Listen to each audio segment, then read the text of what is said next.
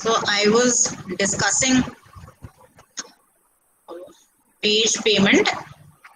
We were talking about wage and salary administration, and I told you that there are two things that we need to keep into mind. First is we need to clearly understand the basis for giving a certain amount of money or for disbursing a certain amount of money as salary. There has to be a basis for the salary. And secondly, we have to ensure timely and fair payment of wages. Wages have to be paid timely and fair amount has to be disbursed as wages in the organization.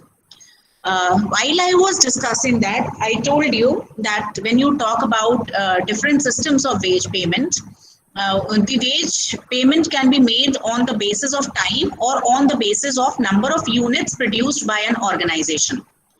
Now, for that, I think the terms in itself help you to understand the meaning of what is time wage and what is piece wage. Time wage system is where the wages are calculated on the basis of the time spent by an employee within the organization.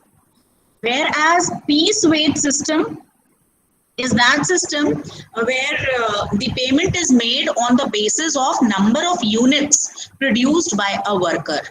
So time wage system takes into account the amount of time that a worker spends in the organization, and piece wage system takes into account the number of units produced by the person. And you know that each unit will have a rate. So if you say that 15 rupees is the rate for 1 unit, obviously anybody who makes 10 units will get 150 rupees. So that is the concept of piece wages.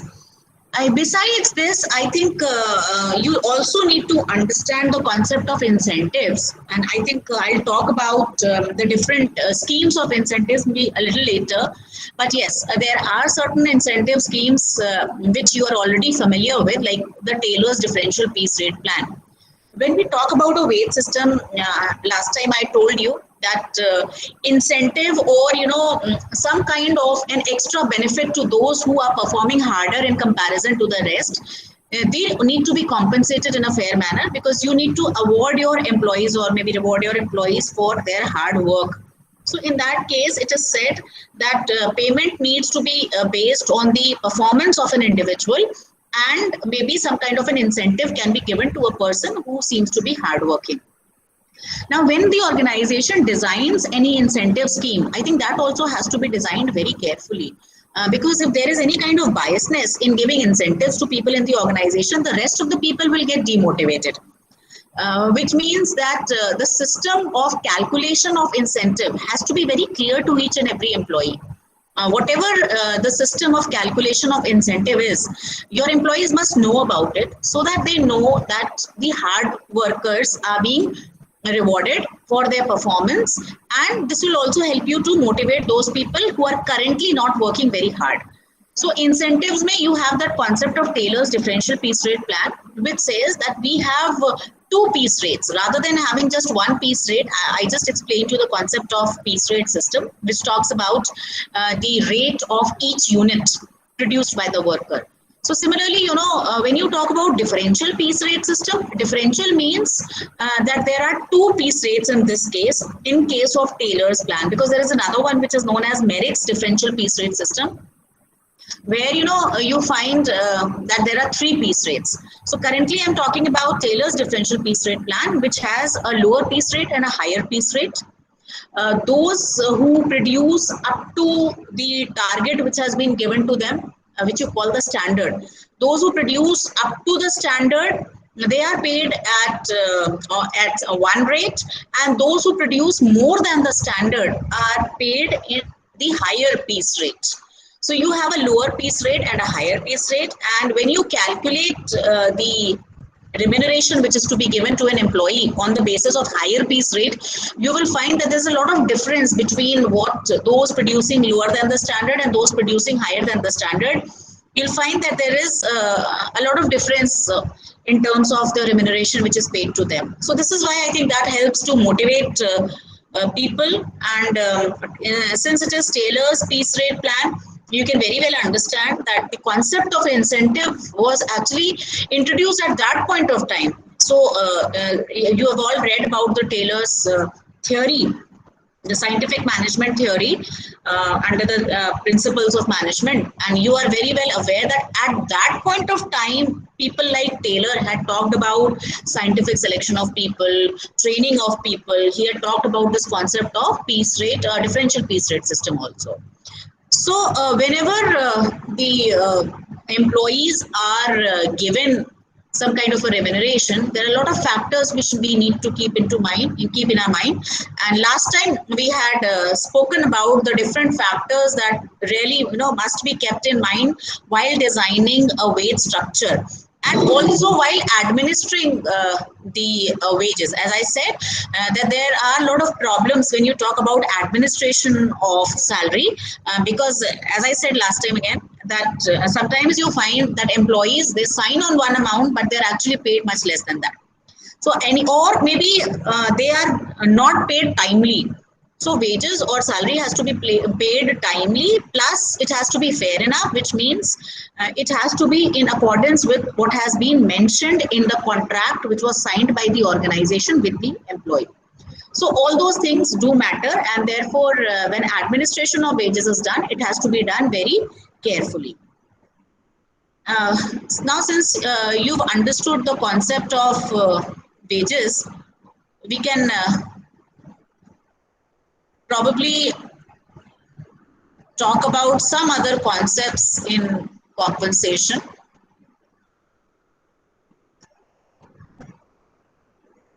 I am now referring to the principles of wage and salary administration, which means what are different things that employers must keep in mind while designing a pay structure. Because if your compensation plan is not good enough, it will demotivate the employee. It will result in frustration and dissatisfaction of the employees. So the first thing is that your wage and salary plan should be sufficiently flexible. Flexibility, why? The other day I was also explaining you the concept of DNS allowance, and I said that DNS allowance is a separate component when you talk about the structure of compensation. And that, I think, also makes the compensation plan a little flexible, because you don't have to change the basic salary every time. You can just add the DA as percentage of the basic salary, and that is one form of flexibility. But otherwise, what flexibility basically means is that the structures should be also revised from time to time, because you need to compensate for inflation. You need to look into account the cost of living of a particular area, and accordingly, revision of wages also need to be done. So in all, I think whatever compensation plan the organization has in mind, that plan has to be flexible enough. Again, there has to be a scientific criteria for the payment of compensation, and I think in order to develop a scientific criteria, job evaluation must be done. Job evaluation, as I said, is basically the preparation of hierarchy of jobs, and that hierarchy of jobs helps you to understand that which jobs are simpler and which jobs are more complex in nature. So maybe you'll have a lower salary for those jobs which are simpler, and maybe you'll have a higher salary for those jobs which are complex. When I will discuss job evaluation with you, I will also talk about a term which is known as compensable factors. Basically, the term compensable factor means that the employee is being paid for some kind of contribution that he or she is making towards the growth of the organization. Now, that contribution can be in the form of effort, it can be in the form of responsibility, it can be in the form of working conditions, it can be in the form of the qualification or education that an individual has.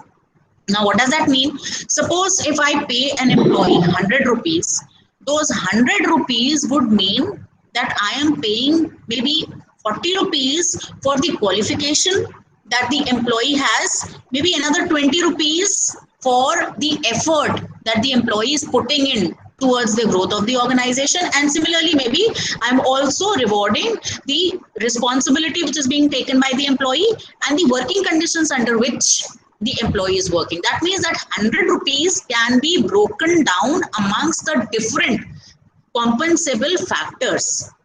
So compensable factors need to be understood, and those factors, I have just spoken about 4 factors. There can be numerous factors which can be taken into account while calculating the salary of a person.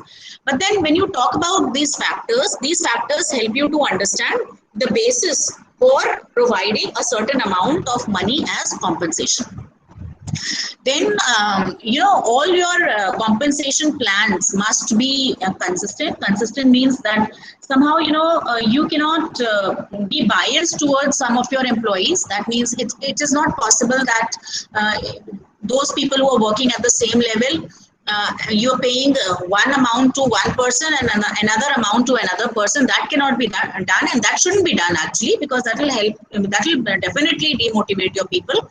So therefore, your compensation plans have to be consistent, and they have to be understood at the same time by the employees. If they understand the different components, suppose when I'm paid my salary, I know that there is a fixed component which you refer to as the basic salary. Then there is a variable component which you term as DA, and I know the percentage of DA being given by the government. So therefore, I can actually calculate my own salary because I know the different components of my salary, and I should be able to calculate my own salary. Whatever the accounts department gives me, that should be well understood, well taken by me, and it is only then that I will consider the entire system to be fair enough. So that communication of the basis or communication of the criteria of calculating compensation must be shared with the employees. Then obviously, because in every society we must ensure maintenance of proper standard of living of people. If you pay less salaries to the employees, obviously you cannot expect maintenance of their standard of living.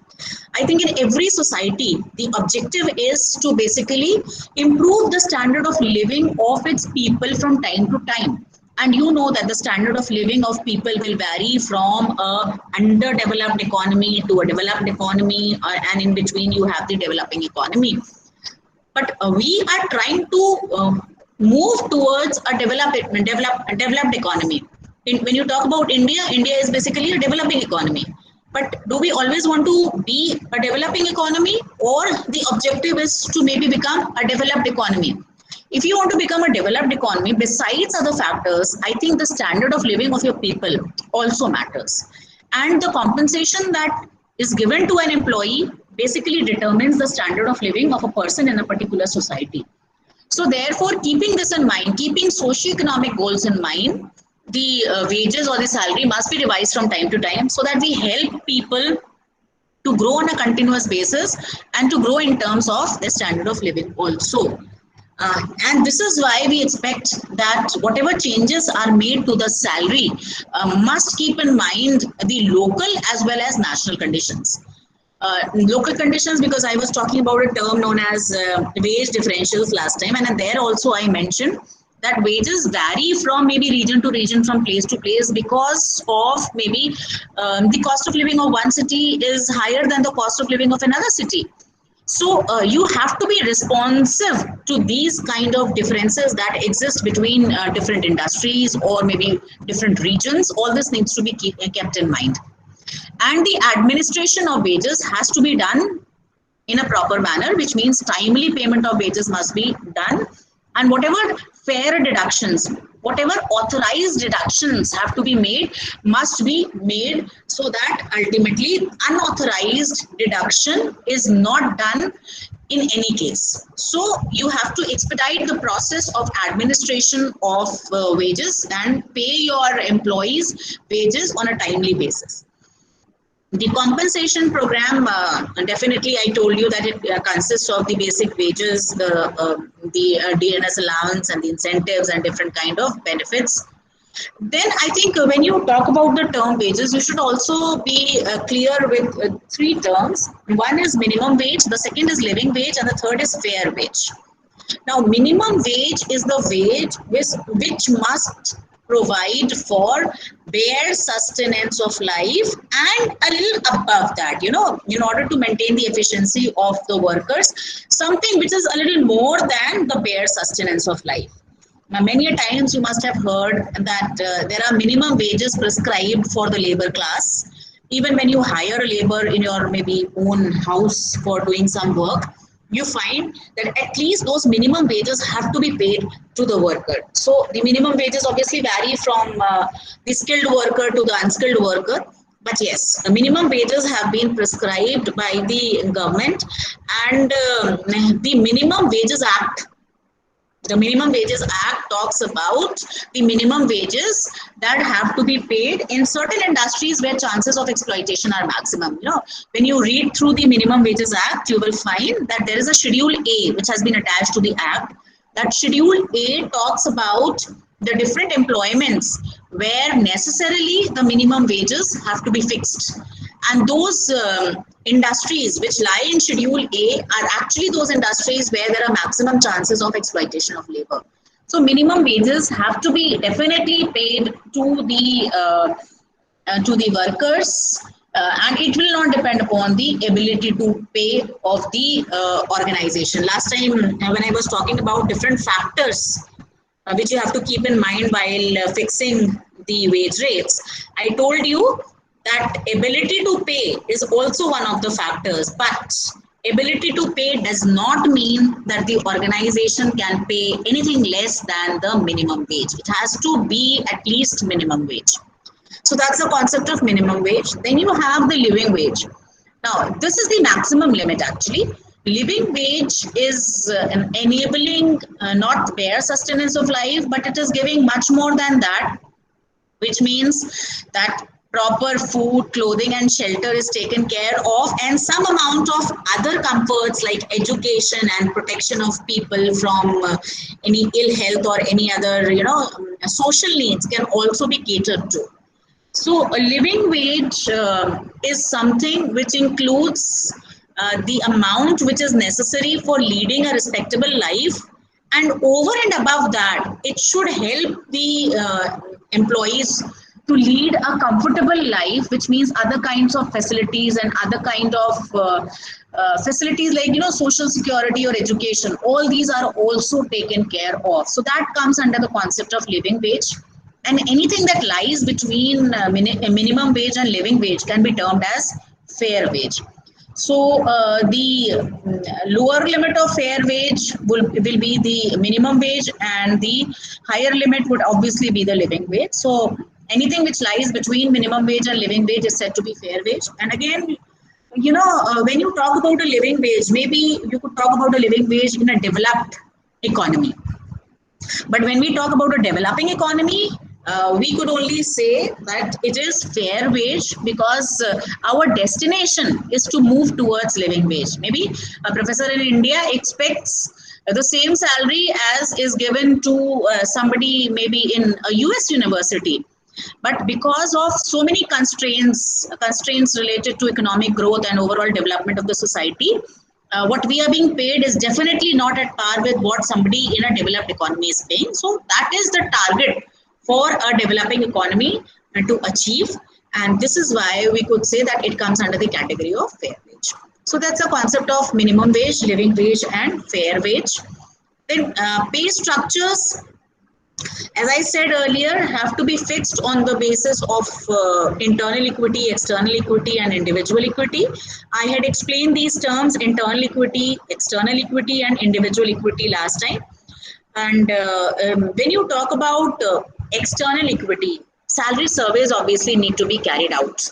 If you can carry out proper salary surveys, you will get to know what the leaders in a particular industry are paying, and then your salary could be at par with what leaders in that industry are paying. So salary surveys need to be carried out to design a fair compensation system and other reward strategies. And this actually can be helpful for any organization in administering the right amount of wages and administering the wages in a fair manner. Now, when you calculate the wage rate, obviously, as I said earlier also, that you have job description and job specification in hand. And on the basis of that job description and job specification, you will carry out job evaluation. And once you have carried out job evaluation, you can then fix the rate of wages. And rate of wages also keeping in mind what other organizations are paying. So this could be, the process which is followed in the determination of wage rates. And job evaluation is a very strong basis, so you need to understand how job evaluation is carried out. But before I discuss job evaluation, I would also want to share with you the concept of wage differentials. And wage differentials can be of many kinds. It can be occupational differentials, it can be inter-firm differentials, it can be inter-area differentials, it can be inter-industry differentials, or it could be individual differentials. I think the words in themselves help you to understand the basic concept. The occupational differentials are, the difference in wages in accordance with the different occupations, because different occupations require different skills. So those skills which are maybe difficult to find, demand and supply factors determine the availability of skills. So if you find that those skills which are normally difficult to get, if those skills are being possessed by the employee, probably the wage rates will be higher. So occupational differentials actually deal with the wages, the difference in wages rather, on the basis of the skills possessed by the employees. Inter-firm differentials is that maybe different companies, they have their own wage policy, and therefore the wages vary from one company to another company. Then you have the inter-regional differentials or inter-area differentials, which is of course, the differentials that I was talking about the other day, that there are some areas, maybe like a city like Bangalore, has a a higher standard of living, and therefore cost of living is high. And if because of cost of living, you will have to pay higher salaries in comparison to other maybe cities where the cost of living is not so high. So that comes under inter-area differentials. Then you have inter-industry differentials. At one point of time, everybody was interested in joining IT sector because in comparison to other sectors, the IT sector was paying higher salaries. And one reason for payment of higher salaries was that as far as your technical skills are concerned, they change very soon. So new techniques, new technologies have to be learned on a continuous basis. So this is why, the IT sector was expected to have a higher salary in comparison to other sectors. And that's just because of the kind of skills which are required by these sectors. So it depends, the inter-industry differentials also, depends upon the skills required in that particular industry. And then of course the individual differences, which means that if you have a higher degree, if you have higher set of skills, then obviously if you have greater experience also, that also matters. So on that basis, your salary could be higher in comparison to other people, those who do not possess the same amount of skills or experience that you possess. So that is individual differentials. This is what has been explained. Then you also can talk about certain theories of wages, and when you refer to the theory of wages, you have different theories like the subsistence theory, the wages fund theory, the surplus value theory of wages, the residual claimant theory of wages, the marginal productivity theory of wages, the bargaining theory of wages, and the behavioral theories. These theories, maybe, very briefly, you could go through. Basically, the subsistence theory says that laborers are paid to enable them to subsist and perpetuate the race without increase or diminution. So this theory is basically based on the assumption that if workers are paid more than the subsistence wages, I'm sure you understand the term subsistence wage. Subsistence means the bare minimum, which is essential for any individual to survive. So that is the subsistence level. So it says that if the workers are paid more than the subsistence wage, their number would increase, and if their number increases, they would procreate more, and this would bring down the rate of wages. That means if the wages paid initially are higher, what will happen is that the race will increase. And if the race increases, that means the population will increase. And if the population increases, obviously, then the wages will come down. So that is the subsistence theory of wages. The wages fund theory says that if the fund which is allocated to wages is large, the wages would be high.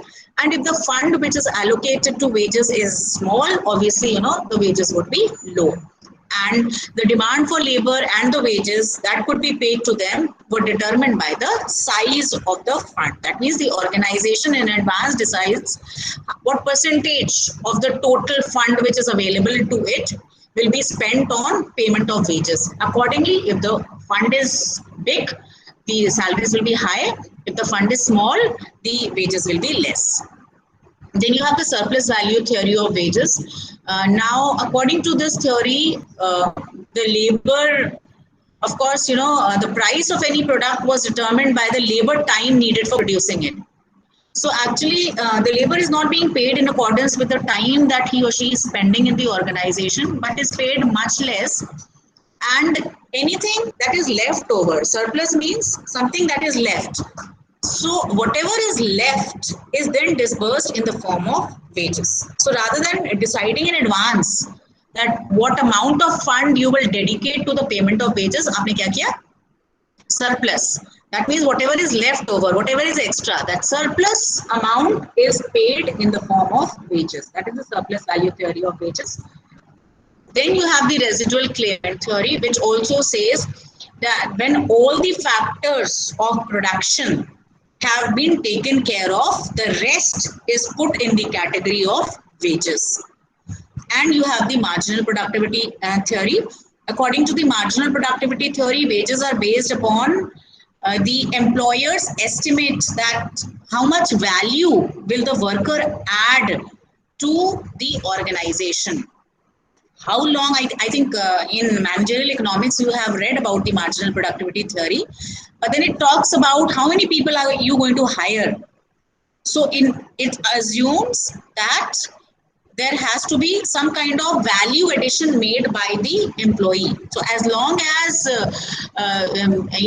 the benefit that accrues to the organization is more than the cost which is incurred by the organization in hiring the employee, it will keep hiring. So hiring, as long as each additional worker contributes more to the total value than the cost in wages, the organization will continue to hire. So I'm sure you are already familiar with the concept of marginal productivity. So the bargaining theory of wages. Bargaining theory of wages says that if the trade unions are very strong and if they can bargain, obviously then the wages will be higher in comparison to a situation where the trade unions are weak. And because of their weak bargaining capacity, they will not be able to bargain higher wages. So the ultimate tendency or the capacity of the employees to bargain, that will determine the rate of wages in a particular organization. So I think as far as the concept of wages is concerned, you must have understood the basic concept of wages or salary, what compensation basically is, what are the different components of compensation, what are the theories of compensation, what does wage differentials mean, and what are the basis for wage differentials. All these aspects we have understood today. In the next class, I will talk about job evaluation because as I said that job evaluation has to be done in a proper manner because that is the basis for establishing a fair compensation plan. So